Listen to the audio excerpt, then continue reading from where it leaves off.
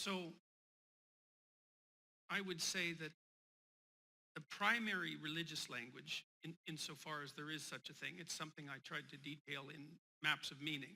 This first book I wrote, a very complicated book.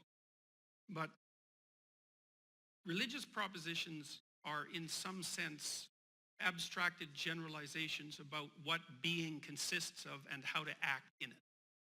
It's not the same thing as a set of hypotheses about material reality.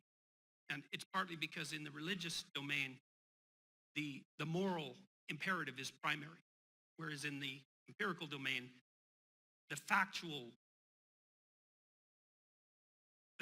domain is primary, or the sensory domain is primary, something like that. So the question from the religious perspective is something like, how should we best construe the world if we wish to determine how to act properly within it? And the way that language is developed, it's developed as a consequence of an evolutionary process, both biological and cultural.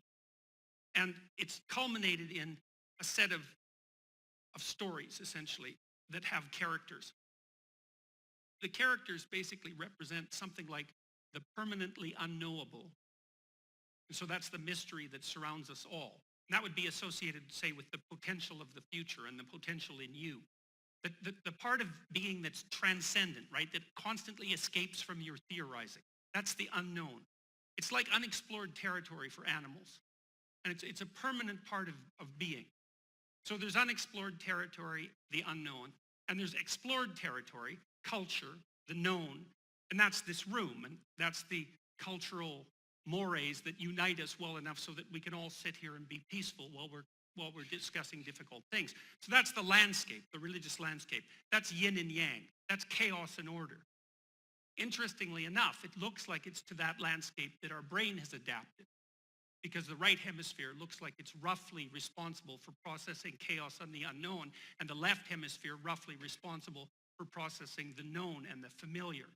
And that's on good evidence. If you don't want to take my word for it, you can read Ian McGilchrist's book, The Master and His Emissary, which is quite masterful treatment of the neuropsychological literature.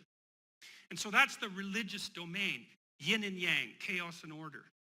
And it places human beings at the center of that.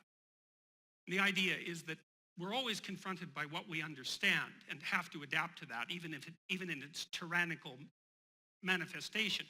And we're always faced with the permanent reality of the permanently incomprehensible that can burst into our life at any moment and disrupt it. That's reality. And then the religious question is, if that's reality, how do you orient yourself in relationship to those two permanent domains? And the answer to that is something like, pursue the instinct of meaning.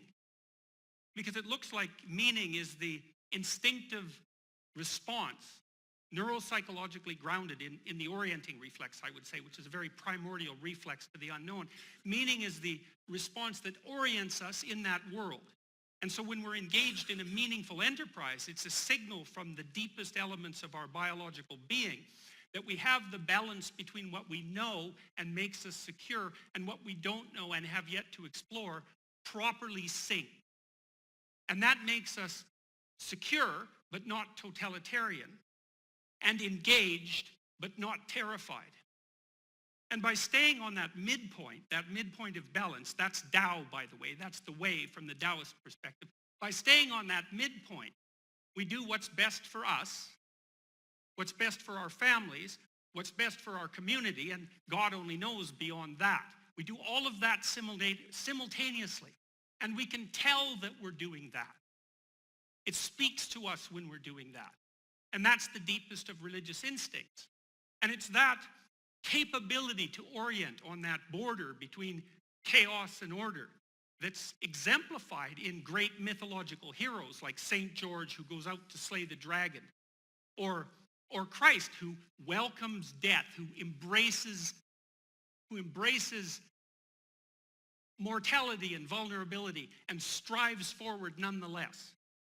And There's nothing outside of the religious language that communicates that kind of grandeur. There's nothing that you can use to communicate to people who are in the direst of straits what's most important about life in the manner that will help set them straight and put their soul at peace.